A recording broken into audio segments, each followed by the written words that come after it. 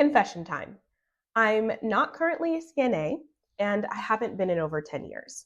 But in this video, I'm going to explain to you exactly why I think you'll find my tips helpful anyway. Hey team, welcome to CNA Pro. My name is Whitney and I like to make videos to help CNAs level up in their career. The ultimate goal of this channel would be to help you maximize your income, minimize your burnout, whatever that looks like for you for however long you plan on staying in this profession.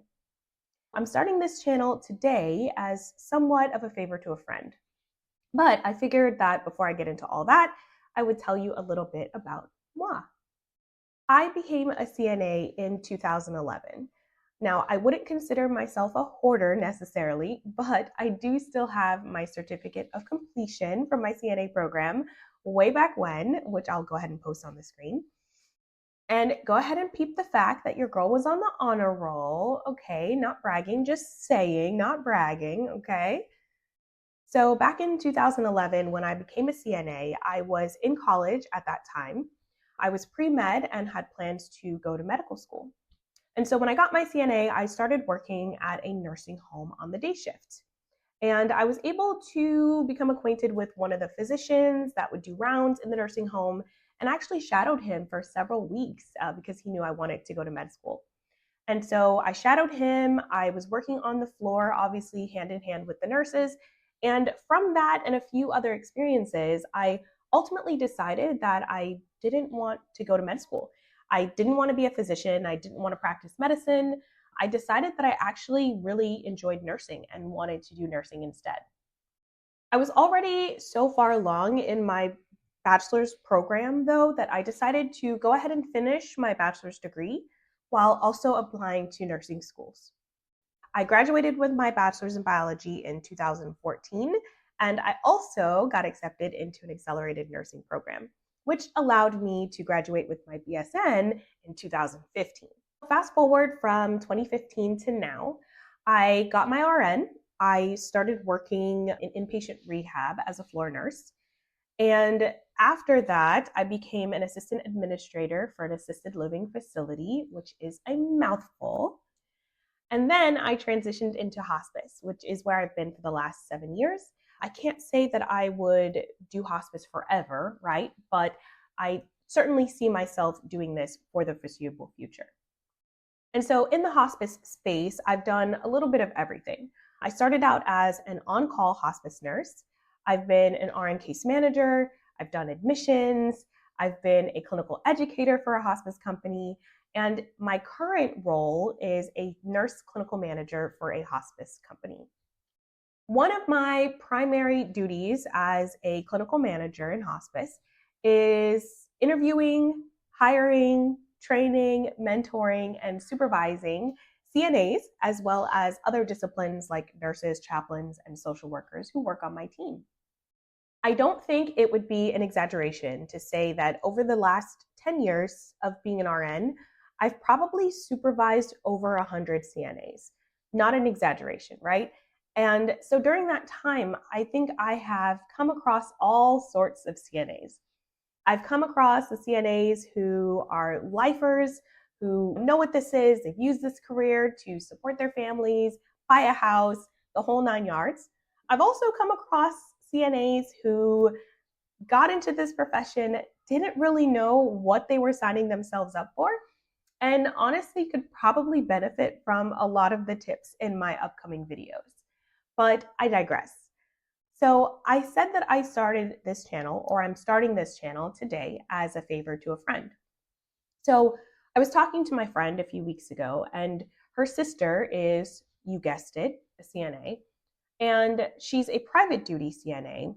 And my friend was just telling me that she would like to, give her sister some tips and some feedback on how she could continue to expand in her career, maybe charge more in terms of her hourly rate, find more clients, that sort of thing.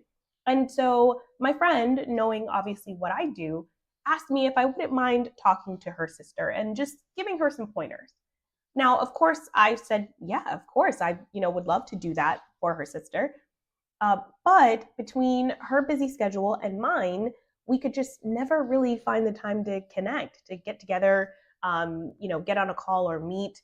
And so I thought to myself, why don't I just record myself making videos or record myself doing a training for her? And that way I can record it in my own time. She can watch it in her own time, and it's a win for both of us.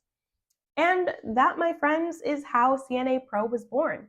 Because I figured that if my friend's sister could benefit from these tips, then there are probably tons of people out there who could benefit from them as well. So, if you are an aspiring CNA who's maybe just doing some research before paying that tuition, or if you're a veteran CNA with over 15 years under your belt and maybe you're just looking for some tips on how to increase your income, if I could help even one person on the internet, literally one random stranger on YouTube, then I would consider that mission accomplished. Because the reality is, there is so much information out there, right? I'm just one person. I'm no one special. I've just been in healthcare for 10 years. I've been a CNA, progressed in my career, and I think I have a lot of information that I could share for someone who is just starting out.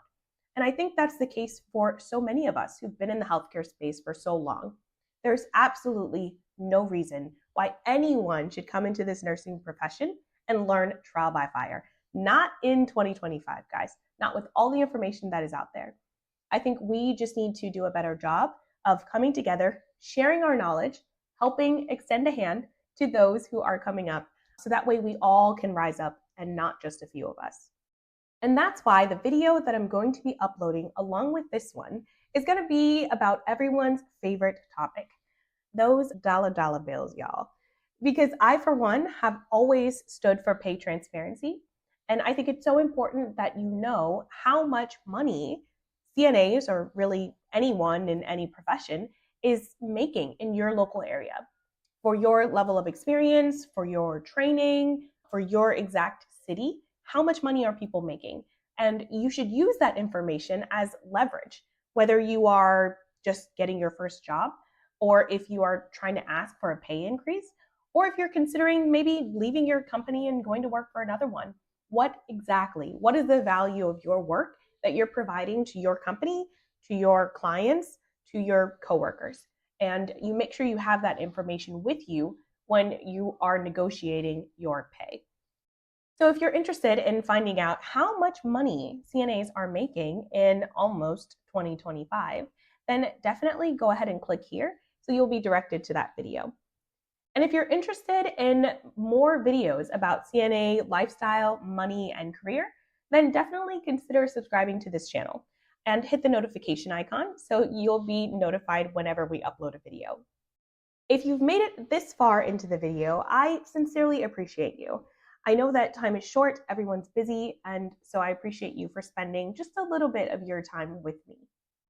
Until the next one, I hope that you wait less, do more, and come up with a plan to go out and get yours. Until next time.